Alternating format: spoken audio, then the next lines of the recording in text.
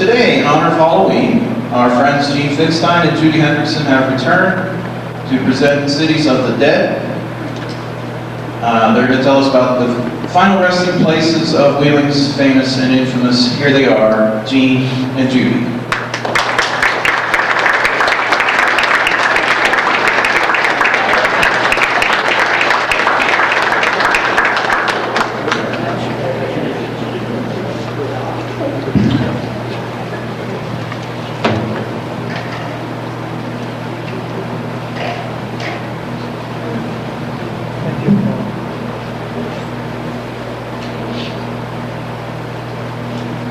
Good afternoon. Thank you for coming. Can't hear you. We need this.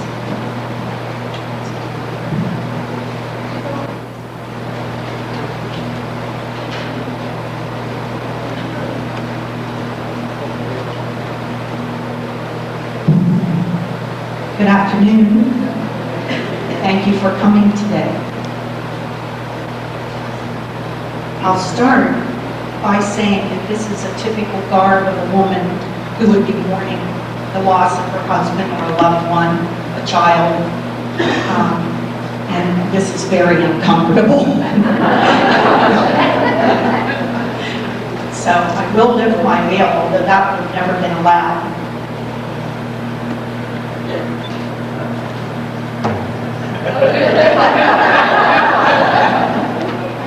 You'll see to the right of Jeanne and I that there are little cakes that are in a basket. Those are called funeral cakes, seed cakes, or mourning cakes.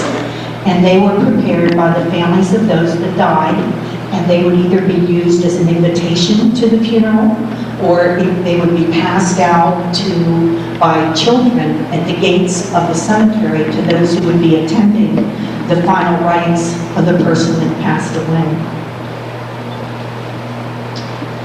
First of all, I'll talk very quickly about the why are there tombstones? Who started that? Back as far as the Greek times, and then picked up by some Jewish people.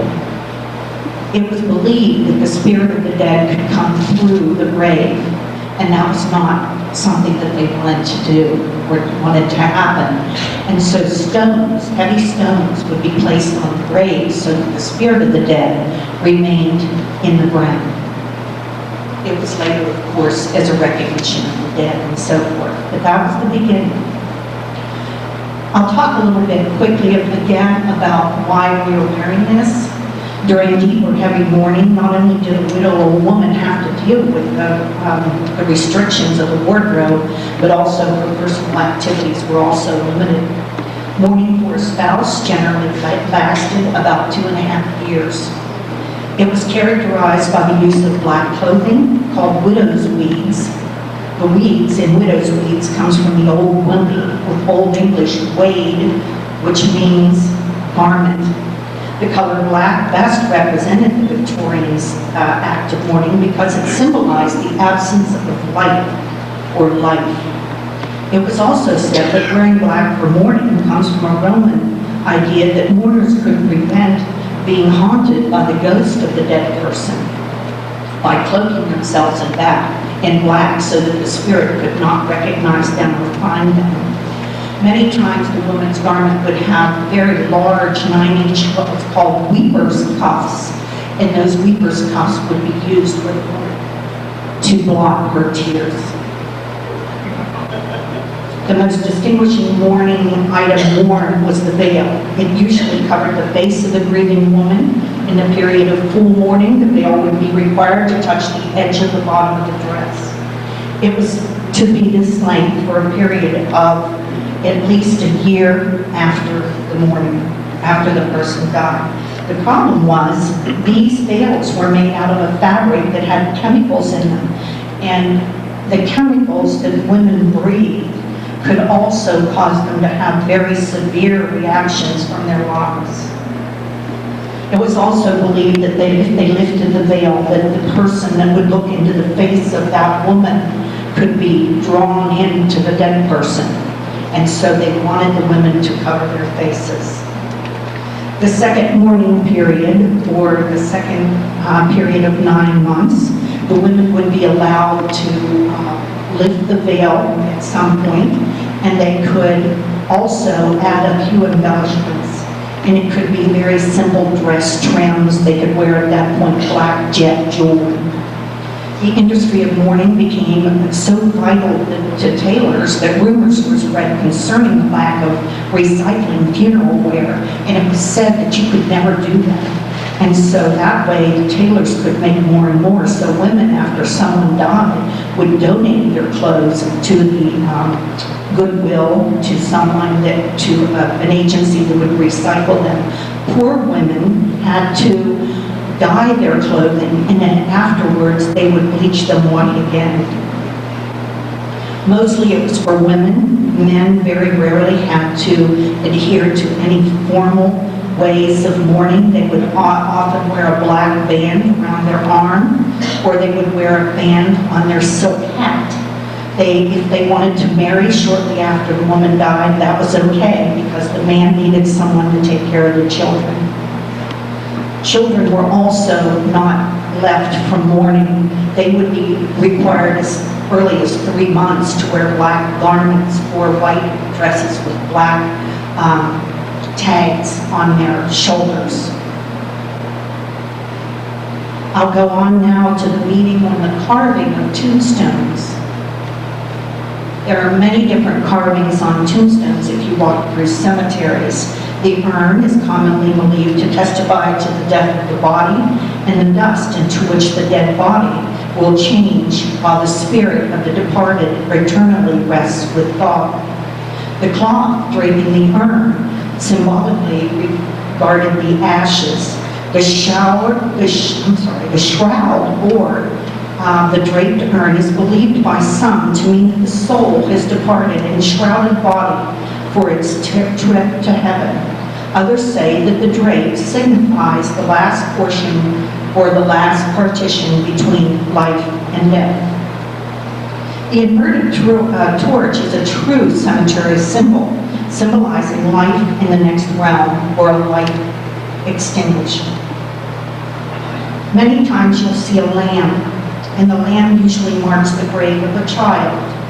The lamb always stands for innocence, and Christians go as far to associate the lamb with the Lamb of God, meaning Jesus. The rose is very interesting. Love, beauty, hope, unfailing love associated with the Virgin Mary. The rose without thorns. Whether the rose is a bud, flower, or somewhere in between indicates how old a person during the time of death. Just a bud was normally a child 12 or under. A partial bloom, normally a teenager. Full bloom, normally someone in their early 20s. The deceased died in the prime of life if it was signified by a full bloom. A rosebud broken is a life cut short, usually found with a young person's grave. Many times you'll see a dove, and the little bird appears in both Christian, usually Catholic, and Jewish cemeteries, representing some of the same things and some different things in each. Catholics usually see the dove, which makes its first biblical appearance in Genesis, carrying an olive branch to Noah, as the Holy Spirit. Jews interpret the dove as a peace symbol. The biblical allusion to the dove also suggests its connections with the earth, and its color white represents the Europeans' purity and spirituality. Angels, the agent of God, often pointing toward heaven. Guardians of the dead, symbolizing spirituality. Angels are shown in all types of poses with different symbolism. 2 angels can be named and are identified by the objects they carry. Michael, who bears a sword, and Gabriel, who is depicted with a horn. The cross, Christianity, usually mounted on 3 steps, signifying faith, hope, and charity, the most potent symbol of the Christian faith. The cross has been used for religious and ornamental purposes since time immemorial.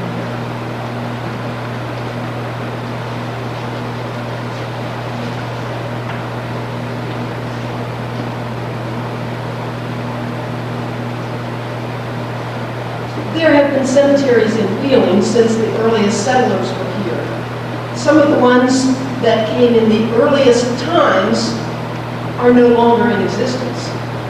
Glenna Dillon has recently come out with a book on the cemeteries in Ohio County, and according to her count, there are or have been 57 cemeteries in Ohio County, plus 3 pet cemeteries.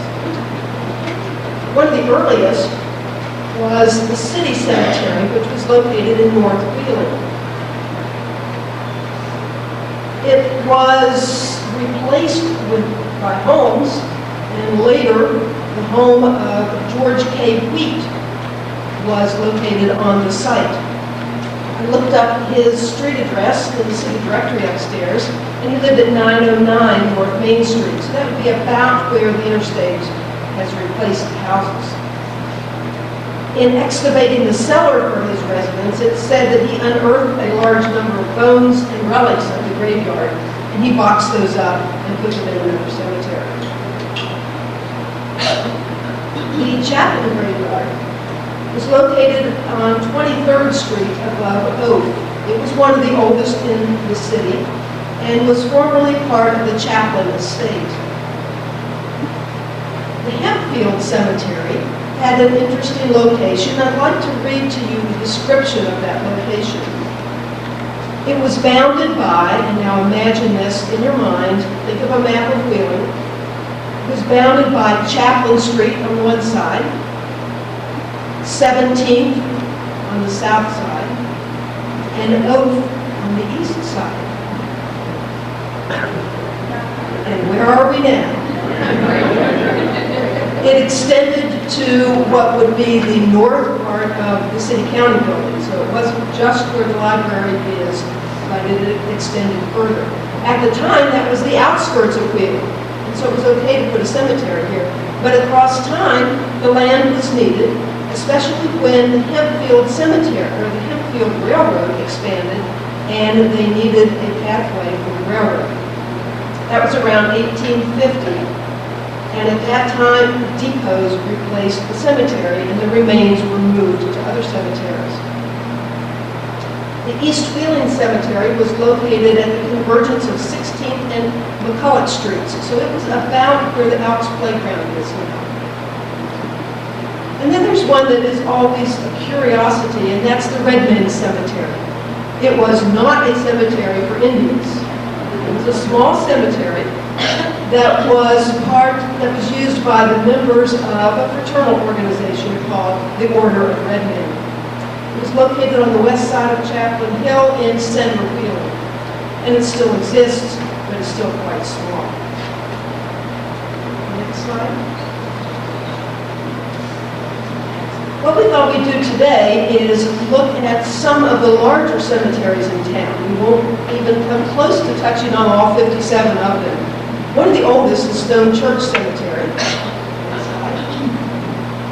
and it houses some of the earliest residents, including the David Shepherd family. Now, Colonel David Shepherd came to Wheeling in about 1770, and he settled at the forks of Wheeling Creek and built what came to be known as Fort Shepherd. He was chosen the county lieutenant for the newly erected Ohio County. And my hat is falling apart from this fan. I keep seeing little pieces fall out. It's tough to be in mourning. Now, David Shepherd commanded Fort Henry during the siege of 1777. Now, those of you who have visited Ogilvie during the Fort Henry days, we kind of look at the siege of Fort Henry as it's fun and games and so forth. But during that siege, there were deaths. If you go to the next slide, Judi, you'll see markers for some of the rest of the Shepherd family. The son, William Shepherd, was killed in the siege of Fort Henry. He had a child who had been born earlier that year, so his wife was left with a 3-year-old and an infant. Also killed at the siege of Fort Henry was the husband of David Shepherd's daughter, Elizabeth. Sarah. His name was Frances Duke. She also had delivered a baby earlier in that year. So times were tough back then. Another daughter of David Shepherd, Elizabeth Shepherd, lost her husband when Indians attacked in Limestone, Kentucky in 1792. Of course, the most famous shepherd in our day is Moses Shepherd. And Moses Shepherd, of course, married Lydia Boggs, and they built what is now known as Monument Place, which stands on the site of where Fort Shepherd used to be. Next slide. Another local patriarch of interest was Archibald Woods. Archibald was in the Virginia militia as early as age 16. He was wounded in Yorktown during the Revolutionary War. And then he and his brothers, Robert and Andrew, came to the Ohio Valley and settled on the land that is now Woodsdale. He built a home in the midst of the orchards there, and in the street Homestead Lane and the street Orchard Road still bear the memory of that home. He was only 24 when it came time for the United States to approve the U.S. Constitution in 1788. And despite his young age, he and Ebenezer Zane were the delegates from Ohio County who approved the U.S. Constitution. Now, because of his service in the Revolutionary War, Archibald Woods came into a great deal of land. He also speculated in land beyond what he was given for his service, and eventually owned as much as 60,000 acres of land. Of course, much of it is in the Woodsdale area, but also in the area of the town that's now known in his memory as Woodsfield, Ohio. Next slide. Chester Knox has quite an impressive marker at Greenwood. Chester was a wholesale dealer in boots and shoes and was one of the original directors of the First National Bank of Wheeling. He also served in the 4th Militia of West Virginia State Troops, which was a Union militia during the Civil War. Next slide. On the other side of the Civil War were the Steamrods, father and son. Go to the next slide. Daniel Steamrod was one of the main contractors on the National Road. Now, I mentioned before Moses Shepherd. Between the two of them, they built most of National Road through what's now West Virginia. Daniel Steamrod constructed bridges, poured stone, constructed parapet walls, and repaired the road after it was completed. He owned most of the land between what's now Interstate 70, Washington Avenue, and National Road, in the area where Mount Deschanel and Wheeling Jesuit are now located. He also owned land on out in the area of Fulton and laid out the town of Fulton. Later, he sold land to the city for the Peninsula Cemetery for the unknown sum of $400 per acre, which was quite high at the time. Now, his son was Lewis Steamrod, and you see they are side by side in Stone Church. Lewis had the misfortune of losing his wife and infant child when the child was born. He had studied law and devoted himself to working in the Virginia State Legislature.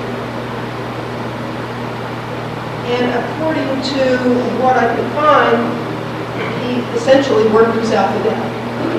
He died of tuberculosis in 1862 when he was only 52 years old. Now, both Daniel and Lewis are listed on the list of traitors of Wheeling. They were citizens of Wheeling who signed the Ordinance of Secession for the Civil War, which promoted the secession of the state of Virginia to the south. Next slide.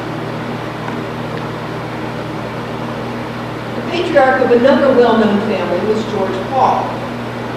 He married the daughter of Archibald Woods. It's not surprising that there was all this intermarriage among the early settlers because there weren't that many residents here. was in the War of 1812, and then came back to Wheeling and had 3 children. His wife died at an early age, and he died shortly thereafter.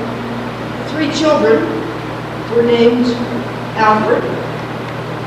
Alfred graduated from Princeton Law School, but died shortly thereafter. Archibald became a Presbyterian minister, and James, the next slide. James became a judge of the Supreme Court of Appeals of West Virginia. This was quite a high position of honor, and he performed his laborious duties, according to his obituary, with an industry and application that fatally impaired his health.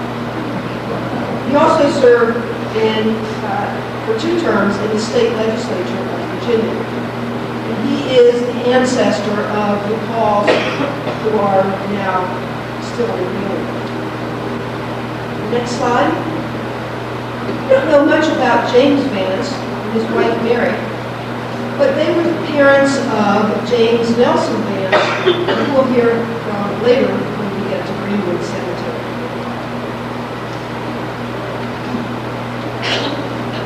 Let's go to Mount Wood Cemetery. Judi will tell you a little bit about Mount Wood. Mount Wood was formed when the Hempfield Cemetery, which is where we were sitting, had to be moved. They decided that they needed a cemetery to put many of the remains. It originally was comprised of about 20 acres and was laid out by Robert Woods. The first vault that was there was erected in 1863. So this goes back to the Civil War era also.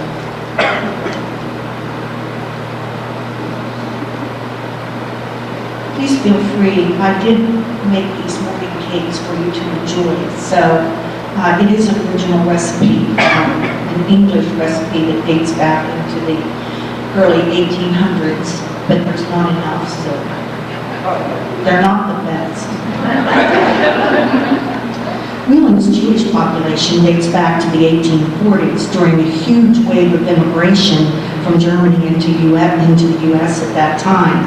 At first, services were held informally in the homes of a dozen or so Jewish families in Wheeling.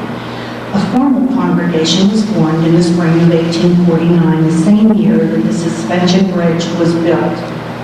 Mayor Mannheim and an itinerant rabbi arrived in Wheeling in April, performed Sabbath services, and dropped dead.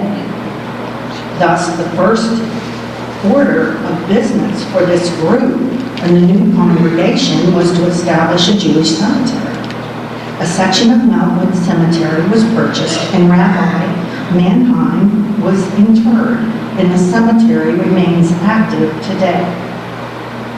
We'll change glasses, I can see. And we're talking now about George Cohen. And in the Adjutant General's records for the 1st West Virginia Infantry, George Cohen is listed as a deserter. Perhaps the misspelling of the name accounts for the fact that the records do not reflect the real fate of George Cohen, Company H, 1st West Virginia, 1st Virginia Infantry. He was shot while a prisoner at Andersonville Prison. At least that's what his tombstone says. We don't know for sure. I'm going on to John Goshorn, and Goshorn was a successful dry goods merchant here in Wheeling and lived on a farm in the Romney Road area of Wheeling. He and his son, William Goshorn, 1814 to 1891, were slave owners and made history when they forced their runaway slave, Lucy Bagley, to return to Wheeling. And I'll just talk briefly, I'm sure most of you know about Lucy Bagley. But Lucy Bagley was a young black girl who ran away from her owners, the Goshorns, and was living in Cleveland with the family of the W.E. Ambush man. She remained there a short time when the Goshorns went to get her. They obtained a warrant for the girl's arrest, and she was arrested by the United States Marshal, and she was placed in a county jail. She was taken to the U.S. courtroom, and before the hearing began, Mr. Ambush had words with Goshorn and pistols were drawn. However, no bullets were fired. After the trial, the girl was ordered to be delivered back to Wheeling. And her master, the Goshorns, did bring her back to Wheeling, and she was placed in jail here and severely punished. There's very little about Isabella Kelly and Tappan W. Kelly. Isabella Kelly was the daughter of John Goshorn. She married Benjamin Franklin Kelly in Wheeling in 1834. He went on to fame as a Union general during the Civil War and was buried in Arlington National Cemetery. Their children was John G. Kelly, who became a lieutenant colonel of the 7th West Virginia Volunteer Infantry, William B. Kelly, who became first lieutenant in the West Virginia Voluntary Infantry, Mary, who married J.C. Sullivan, who was a brigadier general of the U.S. Volunteers. Benjamin Franklin Jr. became lieutenant colonel and quartermasters of the U.S. Volunteers, and Tappan Wright became captain of the 4th Maryland Calvary. It's very interesting because they all were very prominent and very important in military history. Tappan died of pulmonary consumption caused by hard service again and exposure during the late rebellion. He was only 16 years old when the Civil War began, and that's when he joined. Simon P. Houlihan was a physician, and he was acclaimed as the father of oral surgery. But in his lifetime, he struggled against prejudice and skepticism before he was recognized as a bold, creative, and incentive person of that time due to his contributions. Simon Houlihan, with his wife, arrived in Wheeling in 1835. He was 24 years old. He was among the first of the doctors to specialize, and his specialty was the treatment of surgery of defects in the mouth and head. Specialization in those days was often considered quackery. To compound the situation, dentistry was looked on as a practice that was done by mechanics. Houlihan changed all of this at a time when neither anesthesia nor asepsis were in use. He performed many surgeries, over 1,000 operations, including cataract, hair lip, cleft palate, and crossed eyes, and built new noses and lips and underjaws. I mean something. He frequently invented his own instruments, 6 of which are still being used. He was a successful author and lecturer. He was also a humanitarian. Over a third of the operations he performed in the last 10 years of his life were done without charge. Many people from all over the nation came to be operated by him. To accommodate the influx of people, he established a private infirmary which would accommodate 12 patients. This was the only such facility between Pittsburgh and Cleveland. Houlihan was not satisfied with his personal success. He believed Wheeling should have a hospital, but for some time he was unsuccessful in his efforts to convince the community that we needed this. Dr. Houlihan reminded them of the 1832 cholera epidemic which raged through Wheeling and cried for the growing number of injuries to be helped. 15 years after he arrived in Wheeling, the right formula clicked, and a hospital was founded. He combined forces with Reverend Richard W. Whalen, Roman Catholic Bishop of the Wheeling Diocese, and a Catholic hospital was then established in Wheeling. The first building was on the corner of 14th and Oak Street and administered by the Sisters of St. Joseph. Dr. Houlihan died from pneumonia on March the 25th, 1857, at the age of 46. Noah Lindsley was born in Bradford, Connecticut on February 9, 1772, son of Josiah and Rachel Fowler Lindsley. Noah Lindsley in 1795 received an MA degree from both Yale and Williams Academy, both of which he was an instructor. In 1797, Lindsley moved to Morgantown, West Virginia, and entered into the practice of law. The practice was not successful, and 2 years later he settled in Wheeling in 1799, just 4 years after the community received the charter from the state of West Virginia, or from the state of Virginia. In the brief span that he spent in Wheeling, he established himself as one of the leading citizens. He was appointed Commonwealth Attorney, was a member of the council, and from March 1810 to 1814 served as the 4th mayor of Wheeling, at which time there were 300 houses and 1,200 citizens, about what it is now. I'm sorry. It's this funeral card made me do it. Lindsley died on March the 25th, 1814, at the age of 41, that is now described as a lung hemorrhage, or that then was described as a lung hemorrhage. It is possible that he was suffering from tuberculosis, but there was also an illness during that time in 1813 and 1814 that is described as the cold plague. He was so respected in Wheeling that the stores closed and during his funeral. His will provided that all property, with the exception of a gift of $3,000 to the Yale University Library, be used for use to benefit the advantage of a Lancastrian school in Wheeling. In his will, Noah Lindsley made a bequest of 2 farms he owned in Ohio County to Noah Zane and Samuel Sprigg as trustees to found a school for boys to the Lancastrian principle. And that was a principle whereby more advanced students taught less advanced students, enabling a small number of adult masters to educate large numbers of students at low cost in basic and often advanced skills. Perhaps the epitaph on his tombstone in Wheeling Cemetery describes him best: a friend of youth and a benefactor of mankind. John McClure was a native of Butler County, Pennsylvania, where he was born on January 33rd, 1816. His father was Andrew McClure, who moved to Wheeling when John McClure Jr. was only 4 months old. His father was the one that built the McClure House Hotel.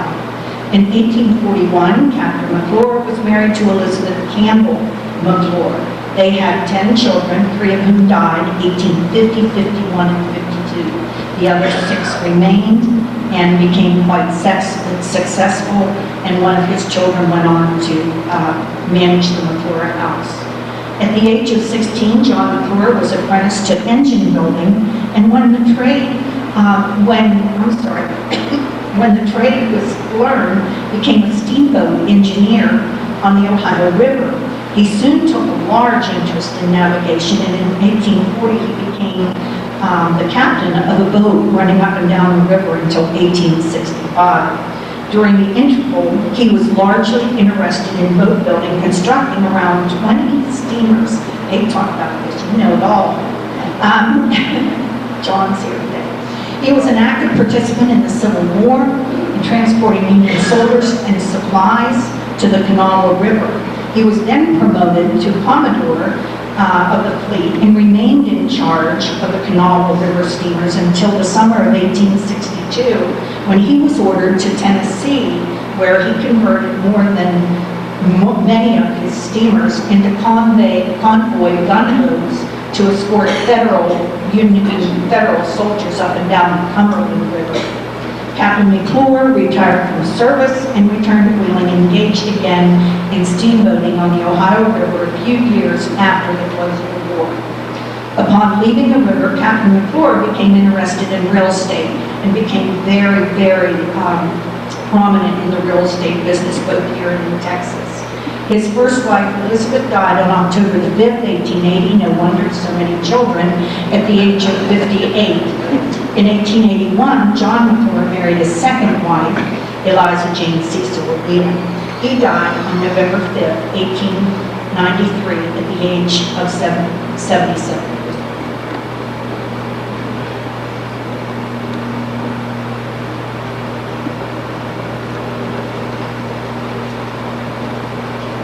For many, many years, the Catholics in Wheeling had no specific area to bury their dead. They were buried in cemeteries along with those of other faiths. When the Hempfield Cemetery was getting full, wanted to be closed, they started looking for a new place to put a cemetery that would be specifically for those of the Catholic faith. One option was the area of Leatherwood. They found some land, were all set to do this, but the people who lived in Leatherwood were opposed to having a cemetery right next to where they lived. They claimed that it wasn't safe, that the water supply would be polluted, and so they wanted to block this. As it turns out, experts came in and said, no, that's not the case, it should be perfectly safe. But the people of Leatherwood still decided they didn't want it there, and so they incorporated their little village of Leatherwood, and the first act that they did was to ban all cemeteries within. So when that didn't work, the Catholics looked further to the east. And Bishop Wheeling, who we've heard of before, decided that the area that is now Mount Calvary Cemetery would be a good location. Next slide. This was on land that had belonged to the Carters. It was about 4 miles east of what was Wheeling at that time. Bishop Wheeling took quite an interest in the development of this cemetery. He superintended the laying out of the cemetery by himself. In the next slide, you'll see what's now known as the Bishop's Chapel, and that is the final resting place of Bishop Wheeling and all but one of the former bishops of the Wheeling Diocese. Richard Wheeling died in 1874. The second bishop, John Joseph Kane, died in 1903, was buried in St. Louis. Patrick Donahue died in 1922, was buried in the chapel. John Joseph Swint died in 1962, was buried in the chapel. Thomas John McDonald, 1961, and Joseph Hodges, 1985. The chapel has been described as Gothic or Victorian, and it's quite a lovely addition to that cemetery. On the hillside above the chapel is an area that's devoted to the priests of the diocese. Go to the next slide. The most prominent of those monuments was for Father Henry F. Hart. Hart was born in Ireland and became the chaplain of Mount Deshawnell. On April the 9th of 1895, in the morning he went into town to do some business and happened to be walking beside the Hutchinson and Chapman buildings on what was called Alley 9 at the time. The corner of 13th and Main, although there is no 13th Street, about where DeCarlo's Pizza used to be. There was construction going on, and apparently the construction was to add another story to the Hutchinson building, which was not capable of bearing the weight. And early in that morning, on April 9, 1895, the Hutchinson building collapsed and brought down the Chapman building with it, and killed not only Father Hart, but 5 other men who happened to be either in the building or walking next to one of them. The Wheeling Intelligencer has quite a long story about this building collapse and called it, quote, the greatest disaster in the history of the city. Next slide. There's also an area in Mount Calvary Cemetery devoted to the nuns of the diocese. There is a marker for Sister Mary Ignatius Farley. She commenced her religious vocation in the Wheeling community of the Sisters of St. Joseph. During the Civil War, the United States took over Wheeling Hospital as a post hospital, and some of the sisters who were here at the time served as Army nurses during that time. And one of those was Sister Mary Ignatius. She was recognized, along with her fellow nurses, for courageous services which were given to the nation without thought of recompense or personal glorification. And in a day when the nation cried out in its agony, answered that call, and comforted the dying, nursed the wounded, carried hope to the imprisoned, and gave in his name a drink of water to the thirsty. Now, although she was recognized for answering the call without thought of recompense, she did apply at least twice for a pension due to her service during the Civil War.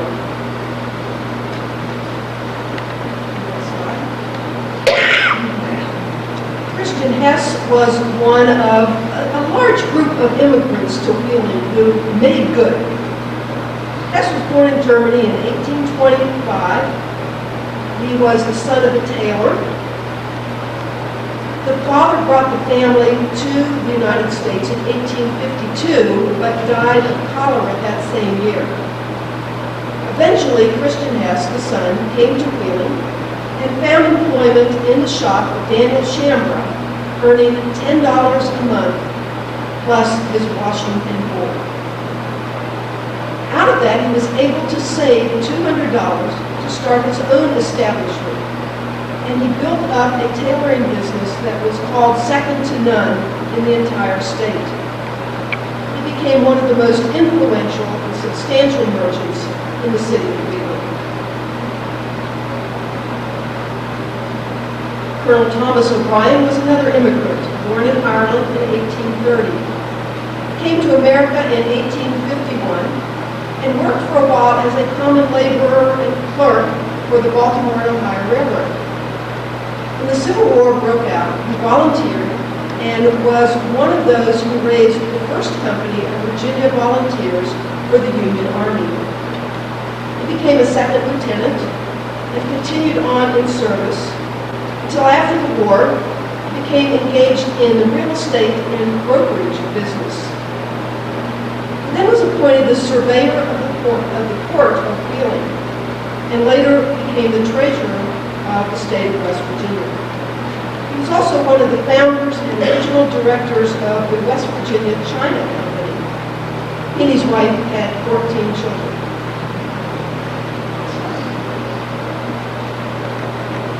This is a mausoleum that is the resting place of the family of Michael Owens. Michael Owens himself is not buried in Wheeling, he's buried in Cleveland, but his legacy remains with us. He was the son, whoops, not yet. Go back.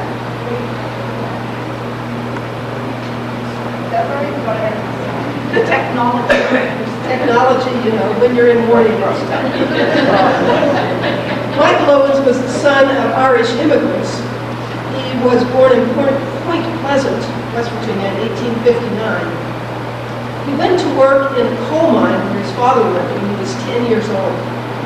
There was a slate fall that injured him, and after that the family moved to Wheeling. And there he began a lifelong career in glass production by tending a furnace at the Hobbs Mercurial Glass Works.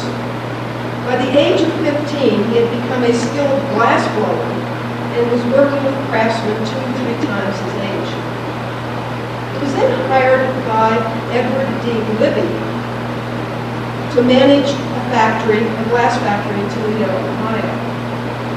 By 1895, he had perfected machinery for blowing glass to make tumblers, light bulbs, and lamp chimneys. A few years later, he had successfully automated the production of bottles. And from 1912 to 1916, he turned his attention to perfecting the mechanical process for making window glass. In 1917, he returned to West Virginia and established a state-of-the-art bottle factory in Fairmont. And in Charleston, started a factory that became the world's largest producer of window glass. At the time of his death, he was working on safety glass for automobiles, and that was back in 1923. He is a member of the Wheeling Hall of Fame due to his entrepreneurship. Okay, now, there we go. Next we go to Greenwood Cemetery, and we all know Greenwood Cemetery as one of the most beautiful cemeteries in Wheeling. Greenwood was what really got Judy and me started on our tours of cemeteries. We're members of Friends of Wheeling, and periodically we will have a cemetery tour where we'll stop by the gravestones of some of the more famous people in Wheeling and talk about them and the history of them.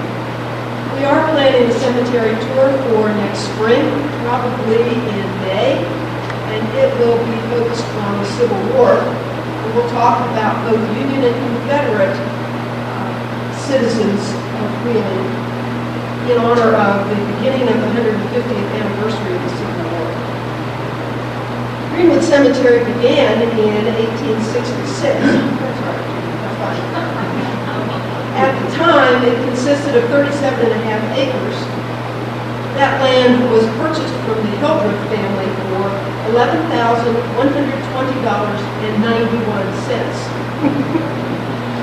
Since then, of course, it has come to be the home of many, many of Wheeling's most famous citizens. The first interment took place in 1866, and Mrs. Carolyn Morgan was that deceased. However, other people were relocated to Greenwood Cemetery when other cemeteries in Wheeling closed. And one of those became the very first, or the oldest person in Greenwood Cemetery, and that is Elizabeth Alexander Caldwell. This is the Caldwell marker. Elizabeth died in 1803, and I'll tell you what happened to her before Greenwood came in just a minute. She was born in Ireland in 1737, came to America in 1769 with her husband, John. They already had 9 children, and she had another on the boat on the way to America. And so they settled in the area about the time that the Revolutionary War was going on. In 1777, the first siege of Fort Henry, she was expecting another child, and so her husband thought that perhaps it wasn't real safe around Wheeling, and so they moved over to the Pennsylvania, near where Claysville is now. And it was a good thing, because during the Indian attack, she might have had a hard time getting all those kids to Wheeling. Later, they did move back to Wheeling, and they did live here in 1782, when the second siege of Fort Henry occurred. She eventually had 14 children. James, her husband, and Elizabeth were both originally buried in the Main Street Cemetery on North Main that I first mentioned. When that area was developed, she was moved to the Hempfield Cemetery, right here, and then to the East Wheeling Cemetery. And now finally, and let's hope they get to stay there, to Greenwood. As I mentioned, they died in 1804. Next slide. Another early family in Wheeling was that of Dr. John Oath. Oath was one of the most famous physicians in the city of Wheeling. He was educated in Philadelphia and became an authority in medicine and acquired quite an extensive reputation in practice. He was well known for formulating prescriptions and remedies which were found in every household, whatever that means. He also was interested in fish. In 1849, he put some black bass from the Ohio River on a locomotive and sent it to the Smithsonian Institution in Washington, D.C., and the fish were later used to stock the Potomac. During his lifetime, he owned practically all of the lower half of the city of Wheeling, and he had control of the waterfront on the Virginia side.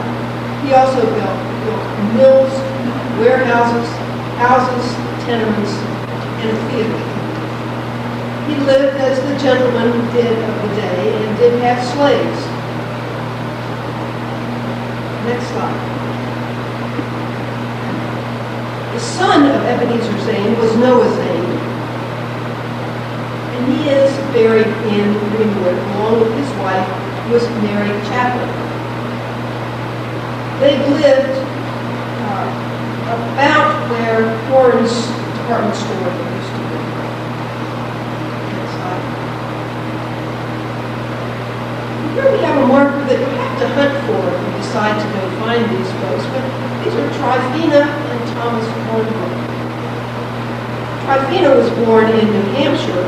Thomas came from England. Both were born in the early 1800s, she in 1813 and he in 1814. Although the marker does not state her birth date, she apparently was self-conscious of being slightly older than her husband. Her husband repeatedly came to Wheeling with $4.62 in his pocket and started with a market basket over his arm. He and his brother later started a business trading from a boat and became quite successful. He eventually was appointed the surveyor of the Port of Wheeling by President Abraham Lincoln. And in that role, he was the storekeeper of munitions that were held here for the Union cause. These were stored in the basement of the custom house and caused a bit of unease of the people who lived near them. Even though they were slave owners, he served on the Virginia delegation of the Republican National Convention and was very influential in the creation of the restored government of Virginia. Their summer estate is where Wheeling Park is now located. And on that location, they had numerous rare and exotic plants. They allowed anyone to come and walk through the grounds and enjoy these.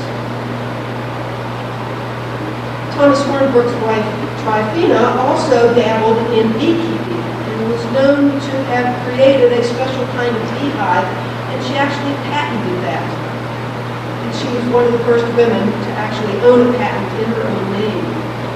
She had been raised a Quaker and she believed that she could communicate with the dead. Not too sure about that. The death certificate for Tryphena lists her occupation as Lady of Leisure. Next slide. Across the street from what's now Wheeling Park is Stam Lane. The corner of National Road and Stam Lane is the home of William Stam. He was a German immigrant who came to Wheeling in the 1830s and started a roadhouse which became known as the 4-Mile House because it was about 4 miles from Wheeling. He lived to be 98, and he credited his good health and strength to never using tobacco in any form and never becoming over-intoxicated. Move to the next slide. Near the entrance of Greenwood Cemetery is the marker for Johann Ludwig Stiefel, and we all know his name. I'll try to shorten this a bit. It looks like we're running a little bit out of time, and we're only about halfway through Greenwood. Stiefel was also a German immigrant. He came to Wheeling in 1835 and opened a small cleaning and dyeing establishment in a log cabin near where the Virginia apartments now stand. He reportedly walked to Wheeling from Bethlehem, Pennsylvania, in part traveling barefoot to save wear on his shoes. He was one of the first German settlers to come to Wheeling, and as you know, amassed a fortune through the Stiefel Calico Works. His son married the daughter of William Stam, and they were the parents of, among other children, Edward Stiefel, who is responsible for the Stiefel Fine Arts Center. Next slide. We'll get into some Civil War history now. This is the marker for Captain John Carlin. Carlin was an Irish immigrant who first served in the Mexican War and then recruited and led Battery D of the 1st West Virginia Light Artillery, which became known as Carlin's Battery. Next slide. On the other side of the war, we have Daniel Shriver and his brother. Daniel was a student at the Virginia Military Institute during the Civil War and was called into action for the Confederacy. Later, he became a captain of an 80-man infantry unit that was organized in Wheeling and became known as the Shriver Braves. Next slide. Here Here we have markers that have eroded away somewhat, but they are markers of Noah and Edwin Zane. They were great-grandsons of Ebenezer Zane, the founder of Wheeling. Their brother Samuel fought for the Union. Their brother-in-law Milton Carr fought for the Union, but Noah and Edwin fought for the Confederacy. So it's kind of typical of many Wheeling families at the time. Edwin was shot and seriously wounded after the Battle of Gettysburg. 3 surgeons came to his side and said he wouldn't last an hour, and asked if he had any final words.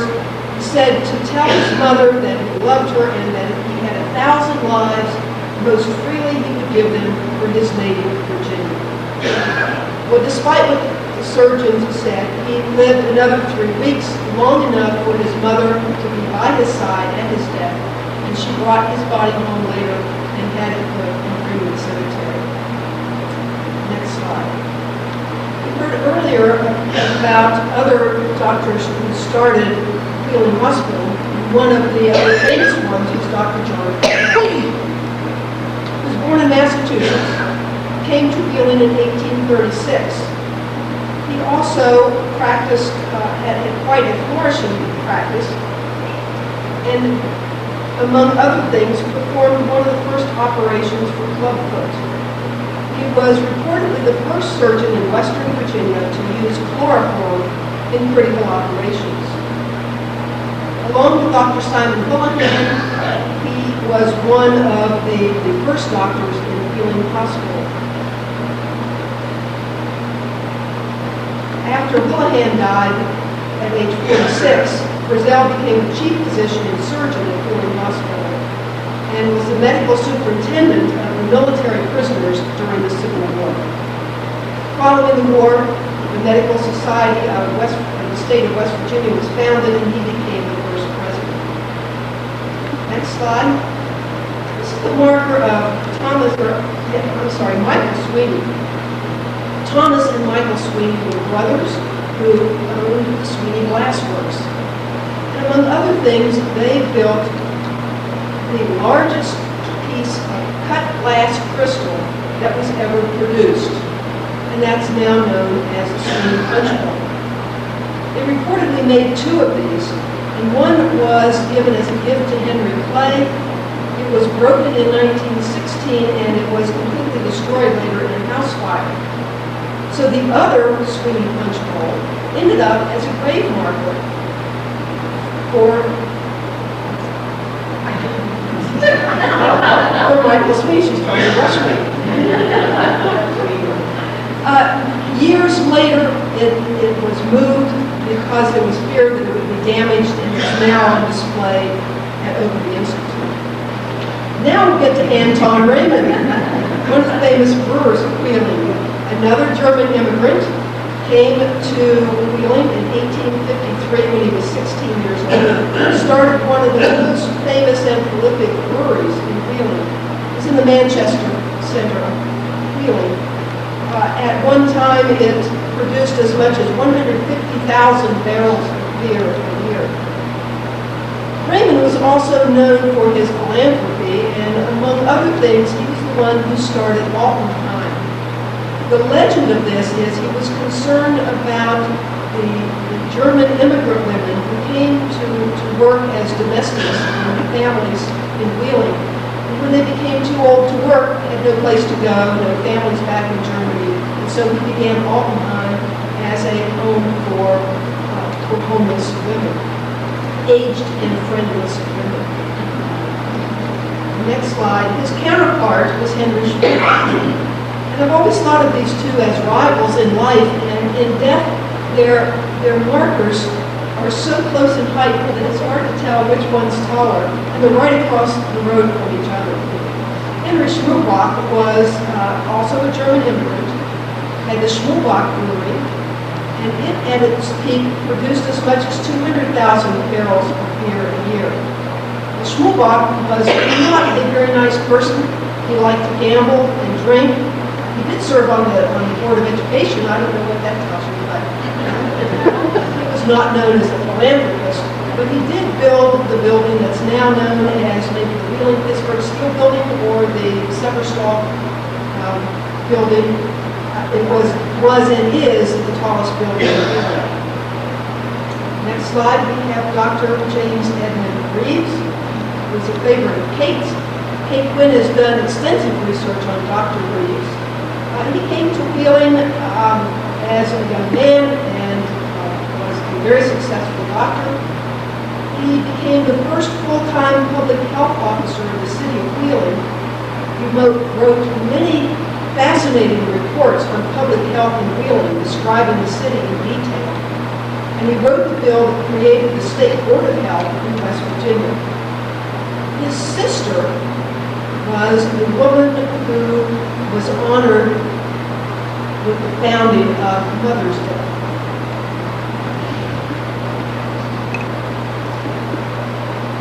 And Judi will continue with the rest of Greenwood, and we're a little after 1. It'll probably take us 5 to 10 more minutes if we believe we understand.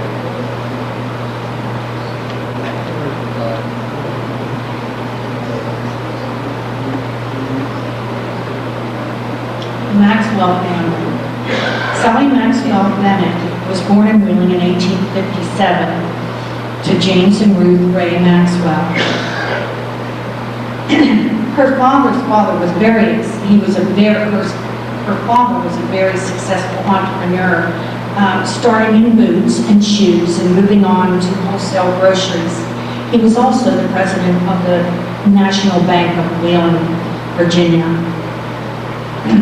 And because of his success, her family was very, very wealthy. In 1881, when she was 16, Sally's brother James went to Virginia Military Institute in Lynchburg, Virginia. Just a few days after arriving, he and some of his friends decided to swim across the North River on a hot September afternoon. When he was about halfway across, he found he couldn't make it, and he drowned. Her father died in 1885 at the age of 64. He was always active in community affairs, and despite feeling chest pains, he attended a meeting in the local Board of Education. And he took care of other business that day and then suffered a fatal heart attack while waiting for a streetcar to take him home. Sally and her mother and sister funded the YMCA on 20th Street in Wheeling in honor of her father and her brother. A few years later, in 1889, Sally married at the age of 31 to Lewis Bennett. He was a member of a very successful family in Weston. He was 40. The Bennett family had large real estate holdings with interest in coal, oil, and gas wells. Lewis had served in the Confederate Navy and then returned to the University of Virginia to earn a law degree. He was a member of the state legislature and had made several attempts at being governor, but lost. To ease their grief, they had a first child, James Maxwell Bennett, and unfortunately he died of cholera when he was only 8 months old. To ease their grief, Sally and her husband toured around the world, and she became pregnant during that time and had a baby who they named Augra. She then, a year later, had another child, Lewis Bennett. Augra was married at the age of 21 in 1914. She married a 37-year-old businessman, James Camden McKinley. He was a wealthy entrepreneur in his own right, and they were married in Washington, D.C., and President Woodrow Wilson and William Jennings Bryan were among their wedding guests. They lived in Wheeling in a grand house, Willow Glen. Lewis attended Yale, but left his schooling and entered Canadian Flight School, and then joined the British Royal Air Force. He was assigned to the number 40 Squadron in France in July. That was one of the most decorated squadron, and he was a feared fighter. Their frequent adversary was the German group once led by the Red Baron. He was shot down by enemy anti-aircraft over France on August the 24th, 1918. His leg was broken, he was badly burned in the crash. He was taken to a German field hospital for treatment, but his wounds were too great. He died 4 days later. He died near the village of Wavrin in France, and when the Germans retreated, they destroyed everything in their path, including the church there. So Sally had the church rebuilt and rededicated in memory of Louis, her son. Sally then had a statue called the Aviator erected at Lindsley, also in his memory. The plaque reads in part, this man died, leaving his spirit as an example of able courage, not only unto young men, but unto all the nation. She also had a stained glass window put in Westminster Abbey in London in honor of the Royal Flying Court of which he belonged. There is a small seal in the corner of that window that is the state of West Virginia. Sally lived until 1944 when she died at 87 years old. James Whitehead Paxton was born in Wheeling on August 6, 1821. His father was William Patterson, a prominent merchant. James was educated at Jefferson College and then located in Canonsburg, Pennsylvania. He first wanted to become a civil engineer, but circumstances changed his plans, and at the age of 18, he became a partner with his father in a wholesale grocery business in Wheeling under the name of William Paxton and Son, which later became J.W. Paxton & Company after his father retired from the business. Although Paxton was reared with slaves in his home with his father, it was during the rebellion, prominent as a Union man he became, and took an active part during the succession period in all of the measures and adopted the western portion of the state for organizing and maintaining a government in Virginia. He was also a member of the convention which framed its constitution, chairman of the Committee on Finance and Taxation, and also was one of the commissioners appointed by the convention to present the Constitution to Congress for its approval and ask for the admission of West Virginia to the Union as an independent state. In 1878, a beautiful fountain was donated to the city by Mr. Paxton, which stood in front of the city building. Born in 1818, Mifflin Marsh, of Quaker descent, was one of 9 children. Marsh began making Wheeling stogies in his own home and carried them in a market basket, selling them to steamboat crew members docked at Wheeling's Wharf and to people traveling through the city on the National Road above Conestoga Banks. Because so many customers were Conestoga travelers, the special cigars were termed stogies. Initially, Marsh sold his stogies for a penny. Because Marsh's customers were travelers, popularity of the mild and expensive stogies grew quickly all over the United States. After the Civil War, the popularity of the stogie boomed, and there was about 100 factories in business in Wheeling. Wheeling made stogies were popular all over the U.S. and overseas. William Marsh was also involved in the cigar company and served as a member of the Wheeling City Council for 2 years. He died on January 13, 1901, of what was listed as influenza and old age at his Wheeling Island home. Augustus Poland was born in the Western Valley in the region of Germany in 1830. His father was a large dealer of horses and fine cattle, so he was fortunate to have the means to a good education and apprenticeship. The political climate in Germany at the time was very uneasy, so when he was 18 years old, Poland left for his new life in America.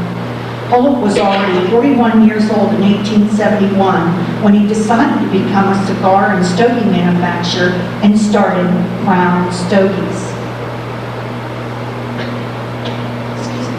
Augustus Poland's Crown Stogies were a success from the very start, and by 1886, 15 years after starting the company,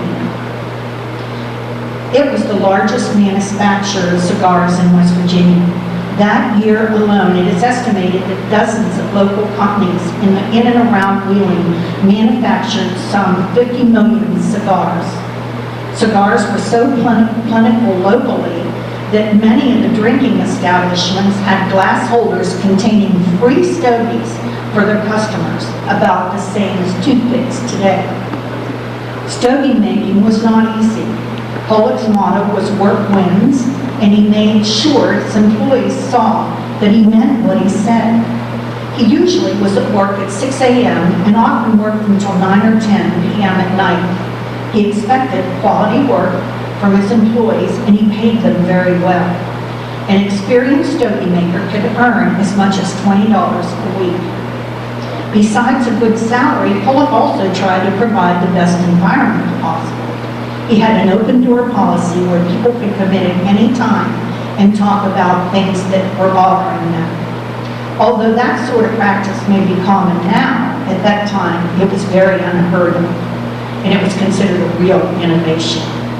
Pollock firmly believed that his policy were the reason that he never experienced labor issues that was very prominent in the factories at the time. After Pollock's death in 1906, the local labor unions collected donations from their members and erected a monument in his memory. The monument shows an employee, an employer shaking hands and an amicable agreement. Some say that it's the only monument ever erected by labor in tribute to an employer. For years, the monument stood on the grounds of the city-county building. When the new city-county building was built, the monument was moved to its present location along North Main Street, just north of the Fort Henry Bridge. Earl W. Ogilvy, developer of iron mines in Michigan and Wisconsin, was the co-founder of Ogilvy, Norton, and Central National Bank. Was born in Bridgeport, Ohio on March 4, 1849. Brought up in Wheeling, he graduated from Bethany College in Bethany, and in 1871 worked for his father as a horse-riding, traveling salesman in his father's grocery business in Wheeling. After his father's death, Earl inherited the interest of the Greenwood Iron Works and became president of Wheeling National Bank of West Virginia with his grandfather, which his grandfather had founded in 1817. Ogilvy went to Cleveland in 1881 and through its bank's interest in mining and together with Horace A. Tuttle, established the partnership Tuttle, Ogilvy and Company in 1884 to mine iron on Michigan and Wisconsin, where Ogilvy had already purchased a mining interest.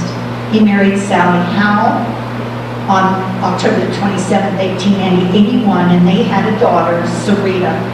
When Tuttle died in 1889, Ogilvy bought his interests of his heirs. Backed by John D. Rockefeller, Ogilvy and David Norton had organized Ogilvy Norton Company in 1889 to mine iron ore on the lands that Rockefeller owned. Ogilvy divided his time between Cleveland and Wheeling, where he owned the 1,200-acre Waddington farm. He practiced scientific farming to improve methods of soil and crop adaptation. Ogilvy donated the park to Wheeling, which is now known as Ogilvy Park, and he died in Cleveland on June 22, 1926. Samuel Block established a wholesale grocery business as a young man. He and his brother Aaron manufactured stogies and cigars under the name of Block Brothers before they came up with the idea of manufacturing chewing tobacco from the cuttings that remained after cigars were rolled. They added licorice and other spices and became the first entrepreneurs to manufacture scrap chewing tobacco in chewing tobacco in pouch-like bags, thus mail pouch tobacco. The popular product led to the Block Brothers business being at one time the largest manufacturer of flavored loose tobacco in the United States. Business boomed in the 1890s, requiring the installation of a private electric power plant. By the time of Block's death in 1937, the plant was one of Wheeling's principal industries, employing over 1,000 people. An avid animal lover, SS Block provided numerous watering troughs for horses in the city. And in 1897, after seeing an injured man having to wait for a great deal of time before someone could come to assist him, Block donated 2 horse-drawn ambulances to the city. He was also the founder of the city hospital, known as Ohio Valley Medical Center, and financed the pediatric division. He was also one of the founders of Wheeling Country Club. Dr. Robert Hazlett was a distinguished physician and surgeon in Wheeling for more than 45 years. He was one of the most prominent residents of the city and at different times held many offices of public trust. He was born in Washington, Pennsylvania, and he was the son of Sam and Sarah Hazlett. His father moved from Connecticut to Washington, Pennsylvania in the early 19th century, and they were in the banking business. Dr. Hazlett attended Jefferson Medical College in Philadelphia, from which he graduated in the spring of 1851. He located to Wheeling and practiced until the winter of 1857, when his health required that he relinquish his practice. He wandered all over the hills of West Virginia, at the same time making a rough geological examination of the coal fields of counties east of the Appalachian Range. During this time, he located and he had supervision of drilling the first oil well, what is now West Virginia. The oil strike causing much excitement throughout the United States. He also found a peculiar and apparently inexhaustible stratum of coal at Ritchie. At the outbreak of the Civil War, he entered the service as a surgeon in the 2nd Regiment Virginia Volunteer Infantry. He became the Secretary of War, the Secretary of War appointed him as surgeon, and he was very, very helpful during the war and saw much fighting during that time. At the close of the war, Dr. Hazlett resumed practice in Wheeling and was most successful. He served as president of many in the society. At the time of his death, he was a member of the Chamber of Commerce and was largely interested in manufacturing and business. Dr. Robert Hazlett, in his will, left a large sum of money to different charities, including the Wheeling and city hospitals and the YMCA. I'm going to skip over James Nelson Vance. Well, just say what he did. Okay, James, he donated the ground where Vance Church was built, and he was, and that's it. We have so many people. Okay, Eleanor Stever, a lot of you know about Eleanor Stever. She was a very eminent American soprano, and she performed at the Met, and her first role at the Met, she became very, very successful.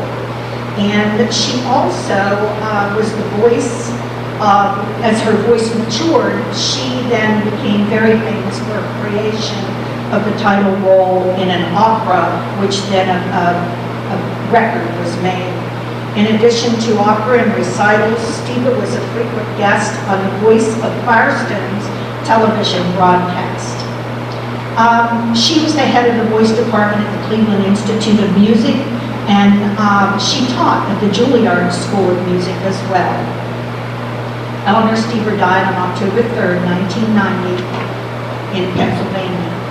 Hugh Brown Berry is an interesting guy here at Wheeling. He was otherwise known as Leon Brown Berry. He was born in Wheeling in 1908, And he went to college and he studied music. And he learned how to play the saxophone. And Barry got his much misspelled nickname, which was CHU, from musicians because he chewed on his mouthpiece all of the time. He received in 1929 the first nationally important professional engagement when he joined the Sammy Stewart Band in Columbus and Chicago. And he became very popular on the jazz scene. He played with Cab Calloway, and he played as a sideman for Bessie Smith and Count Basie as well. He died in Pontiac, Ohio, October 31st, 1941, from injuries sustained in an automobile accident when he was en route between gigs in Brookfield, Ohio, and Toronto. He was originally buried in Peninsula Cemetery and then moved to Greenwood Cemetery. He secured himself ultimately as being regarded as a musician's musician. Helen Tallman her father was Albert P. Tallman, president of the First National Bank of Wheeling. And what was very sad about her, she became ill with tuberculosis. And she was sent to the sanatorium in the Adirondack Mountains in New York. And that was a very prominent area where people that had tuberculosis were sent. And she died, unfortunately, at the age of 20 years old in New York. Edward Biggs' grandson was an architect. He was a very prominent architect. He built many projects. He built apartment buildings, Hernley Apartments, the El Villa Apartments, the Virginia Apartments, Howard Apartments at the foot of Howard Hill. He also he was part of the main part of Ohio Valley General Hospital, the YWCA, the Rogers Hotel, Vance Memorial Presbyterian Church, and the Gate and the White Palace at Wheeling Park. And also some of the most beautiful homes in Wheeling were built by him. Shadow Knoll, which was the home of Henry Stiefel, Uplands was the Shank residence, and now known as Altenheim, and many other homes. He was known as an artist architect, and he partnered with other architects in Wheeling, Charles Bates, Frederick Ferris, and Millard Giese. They also built with that partnership Wheeling Country Club of the time, Cathedral Parish School, and the office building of Henry Schmolbach. It was funny because he was known to be a dandy, and he wore yellow gloves, and he carried a cane, and he wore spats. And he wore a frock coat and striped trousers, and in the afternoon he'd change into a dark jacket. But one time he was building a beautiful home, and he wanted the color to be this exact color of amethyst that was in a ring that he wore. And so he would wear that ring to the site, and it took them 5 times to get the color right. We're almost done. I'm hot and I'm ready. Jacob Thomas, we all know the Thomases, was born in 1822 in Belmont County. When he was 24 years old, his sister Elizabeth married a man by the name of Elijah J. Stone. They moved to Wheeling, and Elijah opened a dry goods store. About a year later, in 1847, Elijah and Stone opened a store here in Wheeling. They called it, and it was known as the Beehive. The store was later named Stone and Thomas. At the beginning of the Civil War, they claimed to have the only full assortment of cloth in the city suitable for uniforms. Thomas died on November 28, 1898, at the age of 76. He was worth between $600,000 and $750,000, which was quite a fortune in 1898. He left money to the Children's Home and the West Virginia Home for the Aged and Friendless Women of Wheeling, and the St. Vincent Home for Girls in Elm Grove. And to make sure that he wouldn't be forgotten after death, He instructed his I never can say it, executor William E. Stone to build a monument for him at the cost of no less than $150,000. Finally, William Weiss. William Weiss was born in 1879. He grew up in Canton, Ohio, and after college, he went to work as a clerk in a drugstore in Sistersville, West Virginia. He happened to own the formula for a pain reliever named Neuralgia and decided to go into business for himself. His partner in the company was an old high school buddy by the name of Albert Diebold. They went into business for themselves in 1900 when Wise was 21 years old.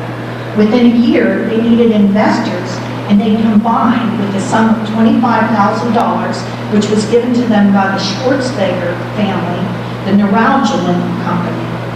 Well, they had this company manufacture the drug, and so Wise and Diebold spent 3 days a week in the plant, packaging and labeling, and another 3 days in a rented horse and buggy, traveling all over the area selling their product.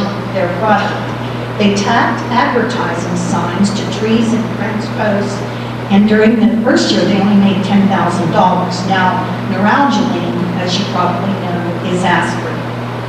In 1901, even though business wasn't good, they bought another company, and they paid $22,000 for the Jeanne's company. Then their sales increased to $60,000. Over the next few years, they kept increasing their business. Well, in 1917, they changed their name to Sterling Drug. The same year, the United States entered World War I.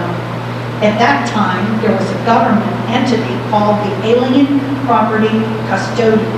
It seized properties that were located in the U.S. but were owned by German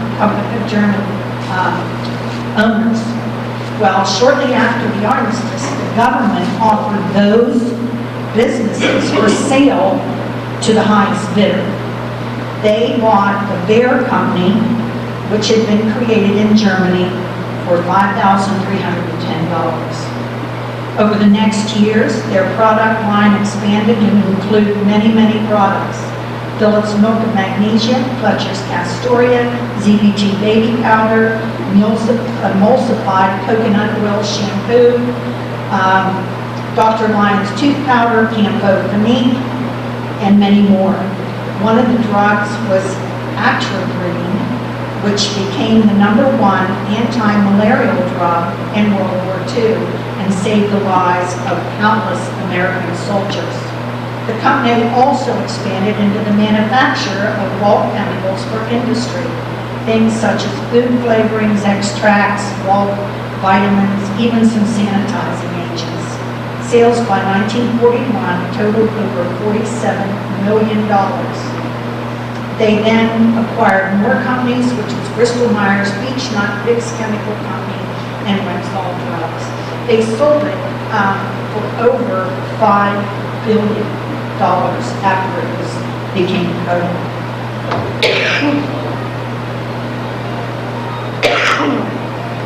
Needless to say, we could keep going forever. We will stop at this point, and we apologize for going over. This is a marker that's on a marker for a slave, really.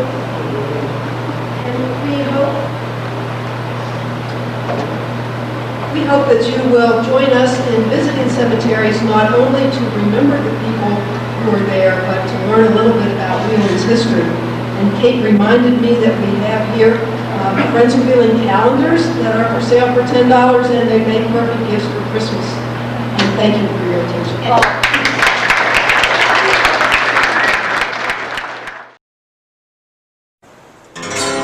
Yodeling Dick here to tell you about our happening. Lunch with books. Lunch with books, that's Coxie, Coxie, Haxie, Craxie, Yells and Sings, Rocks and Swings with more and more. Lunch with books. Lunch with books. At the Ohio County Public Library in Wheeling, West Virginia. It'll make you feel like yodeling. Hey,